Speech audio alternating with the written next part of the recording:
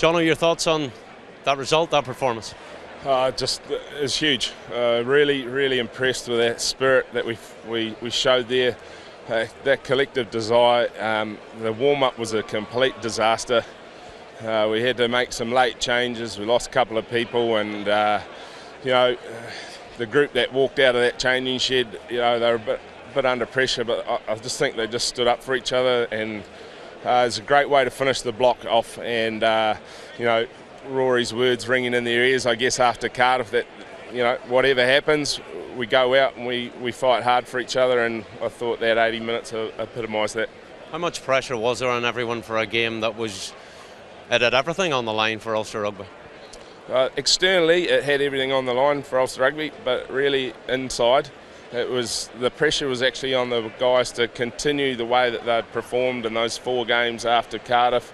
And they're not perfect rugby games. It's just about work rate, desire, spirit, and hunger, and that was the pressure. They wanted to finish the season in the right manner, and we knew if we could put that together for 80, we'd be there or thereabouts on the scoreboard. And then, yes, obviously a consequence, there's a positive thing at the end, but that wasn't the pressure that was going on. What do you take out of this year with Ulster? Some great learning, some real challenges, absolutely. But I think I'll reflect in time on what I've experienced here, who I've worked with, and the things that I've learnt from the people that I work beside every day. And I think there's some great stuff here.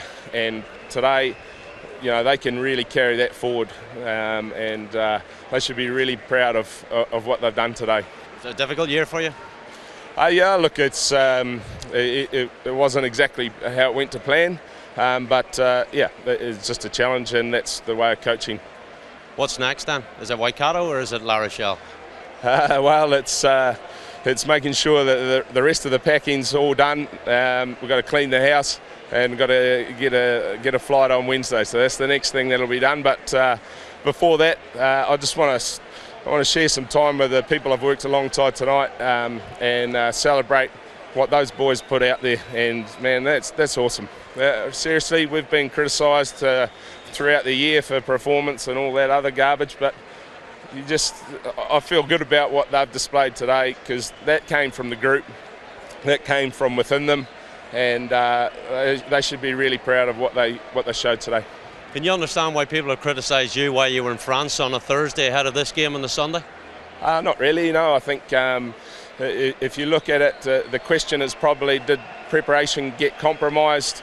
No, it didn't. It was a player's day off, and the fact was it was a bizarre game in that we had 3 weeks to prepare for this game anyway. So there wasn't a lot of detail that needed to be covered off. Players down day. I've got a life outside of Ulster Rugby as well, and I think the question being, was performance compromised? No, it wasn't. Is there a sour taste in this relationship you leave Ulster with, or is it good? Why would you ask that, mate? Mate, I've just said, I've just had a great experience working with people. It's been a difficult year. There's no sour taste. So I know you got to ask that, but I don't know why you want to carry on like that. Okay, good man. Appreciate that. Thanks a lot. Thanks, buddy. Sorry, mate.